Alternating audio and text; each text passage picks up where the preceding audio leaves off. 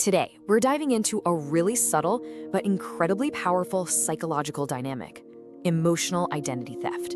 We're going to unpack the mechanics of how our own feelings can sometimes feel like they've been, well, stolen and replaced by someone else's. You know, the most striking thing about emotional identity theft is that it often doesn't happen with a big, overt argument. It's not a shouting match. Instead, behavioral literature describes it as this specific sequence of shared emotion. We generally assume that sharing our feelings is the best way to be understood, right? But in certain high-pressure dynamics, it can actually become the path to having those feelings totally overridden. And this question right here gets to the heart of it. It's a deeply confusing experience. Have you ever been there? You go into a conversation just wanting to be heard, and somehow you walk away feeling like you're the one who needs to apologize for their pain. That is the core paradox of emotional identity theft. It's that exact moment when your own internal emotional experience gets hijacked, redirected, and replaced with a story that serves the relationship dynamic instead of you, the individual. So let's break down exactly how this works. Okay, so let's start with the experience itself. We're calling it the overwritten feeling. And just to be clear, this isn't about a simple disagreement. It's a much deeper, fundamental shift in your inner world, a kind of psychological displacement. And what's really key here is that we are talking about a process. This isn't about blaming anyone or trying to figure out their secret intentions. We're just exploring an observable pattern, a mechanism where the brain gets nudged into adopting emotions that aren't actually its own, usually to keep a relationship stable or to maintain some kind of social peace. The feeling that started inside you gets subtly pulled out, examined, and then handed back to you in a completely different shape, one that just happens to fit the needs of the dynamic a little bit better.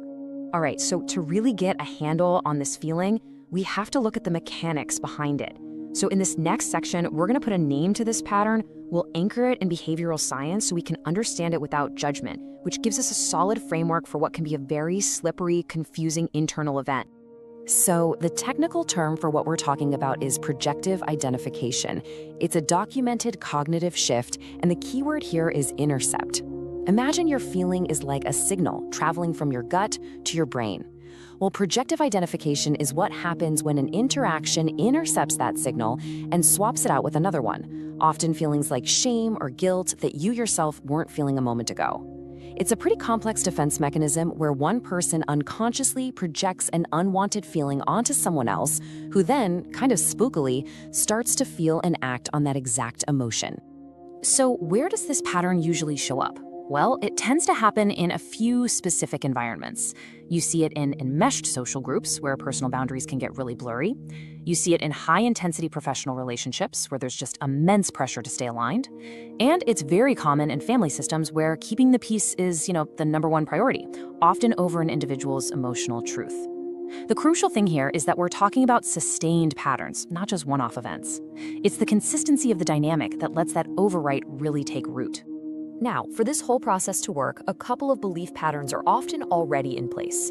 The first one is the responsibility loop.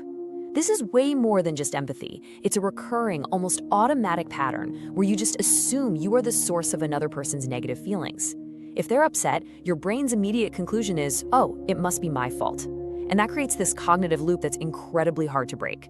You essentially become the designated carrier for all the distress in the relationship. And the second pattern is the invalidation trap. This happens when your feelings are repeatedly questioned or just dismissed. Over time, you can start to internalize that invalidation and begin to seriously second-guess your own internal signals. You start asking yourself, am I overreacting, or are my feelings even correct here? This trap just erodes the trust you have in your own emotional compass, and that makes you way more susceptible to outside influence. So when you have both the responsibility loop and the invalidation trap running at the same time, they can lead to a state we call affective displacement. And this is really the end point of the whole process. It's the full transition from owning your own unique subjective experience to adopting someone else's emotional state as if it were your own. Projective identification is the mechanism that does it, and affective displacement is the result. And in long-term dynamics, this can fundamentally shift the way you perceive reality. Okay, so we've established the what and the where. Now let's get into the how. How does a feeling actually get overwritten? Well, behavioral research describes a pretty predictable 4-step sequence. Let's walk through this process step by step. First up, affective invalidation. You say something simple, like, I feel hurt. The response you get is, you're just too sensitive, or that's not what I meant at all. Your feeling gets denied or reframed. Next, step 2, the externalized projection. The other person starts to offload their own internal tension, maybe their shame or their anger, onto you. And suddenly, the whole conversation is about their feelings, their pain, their reaction to your feeling. Then comes step 3, internalization. This is the real pivot point. To resolve all this tension and get the relationship back on stable ground, your brain just accepts their projected emotion as your own. Their distress becomes your guilt. And finally, step 4 is introjection. This is when the process becomes so deeply ingrained that their emotion starts to feel like a biological reality. It's not just a thought anymore, it's a felt sense in your body. And it becomes genuinely difficult to even identify what your own feelings are because you're so tuned into theirs. So this brings us to a really crucial question. Why? Why does this even happen in the first place? Well, the underlying motivation is often a deep tension between two competing, very human needs: our need for stability and our need for attunement. So on one side of this tug of war, you've got the motivation for stability through displacement. By making their distress your problem, one person gets immediate relief from their own difficult emotions. They offload it. But on the other side, you have this deep need for attunement. This is when someone is conditioned to value the relationship's stability more than their own emotional accuracy. Social harmony becomes the main goal, even if it comes at the cost of your own truth. So one person seeks stability by offloading, and the other seeks stability by absorbing. And get this, there's a biological component to this too.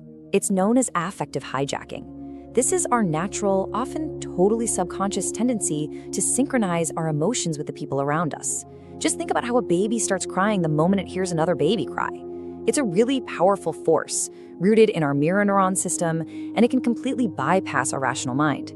This biological tendency is the vulnerability. It's the back door that the psychological mechanism of projective identification exploits. Our brains are just fundamentally wired to attune. So, what's the long-term consequence of all this?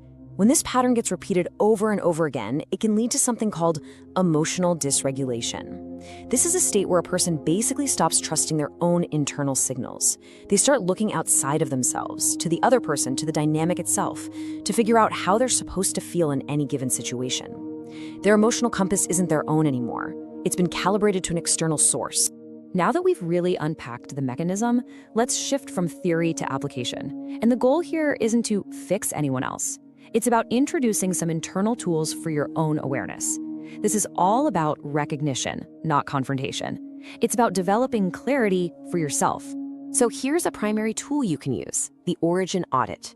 It's a simple internal process. First, just notice. That's it. Acknowledge a sudden, powerful surge of an emotion, like guilt or shame that seems to come out of nowhere during an interaction. Second, analyze. Ask yourself this critical question. Is this feeling coming from inside me, based on my own values, or does it feel like something that's been projected onto me by the person I'm with? And third, recognize. See if you can spot the responsibility loop in action. Are you automatically taking the blame for someone else's feeling? Practicing the Origin Audit helps you develop a really crucial skill, which we can call Emotional Containment Awareness. This is simply the practice of observing an emotion in someone else, anger, sadness, whatever it is, without feeling the need to absorb it or fix it. It's that powerful realization that you can be present for someone's distress without making it your job to solve. It's the huge difference between empathy and emotional fusion. And the goal of emotional containment is really captured perfectly in this one statement. I can acknowledge your distress without making it my identity. This is the absolute core of reclaiming your emotional sovereignty. It's not about being cold or uncaring, it's about maintaining a healthy boundary that lets you be empathetic without getting overwritten. It's how you interrupt that whole cycle of internalization we've been talking about. Okay, let's zoom all the way out now to the foundational principle that ties all of this together. This reframes our relationship with our own emotions into something powerful and protective, and it moves us from a place of confusion to a place of clarity. The most crucial point is this: empathy without boundaries is simply not sustainable. True, healthy empathy requires a very clear sense of where you end and the other person begins. That boundary is what prevents simple emotional influence, that affective hijacking we talked about, from escalating into a full-blown affective overwrite. It's what keeps you grounded in your own emotional reality. And if you remember only one thing from this entire breakdown, let it be this line: your feelings are data, not a debate. Your emotions are raw information. They are signals from your internal system telling you about your experience of the world. They don't need external validation to be real. They are not up for negotiation. They just are. And internalizing this single idea is the absolute key to reclaiming your affective sovereignty. So to wrap it all up, emotional identity theft is that process of affective displacement, where your feelings get overwritten by someone else's internalized distress. We've seen how the pattern works through that cycle of invalidation and projection, which leads to you internalizing emotions that were offloaded onto you. But by using a simple tool like the Origin Audit, you can begin to recognize this pattern as it's happening. And that recognition, that awareness, is what breaks the loop. Because your internal experience is a private territory, and your feelings are data, not a debate. Awareness is the primary tool you have for maintaining the integrity of your own heart.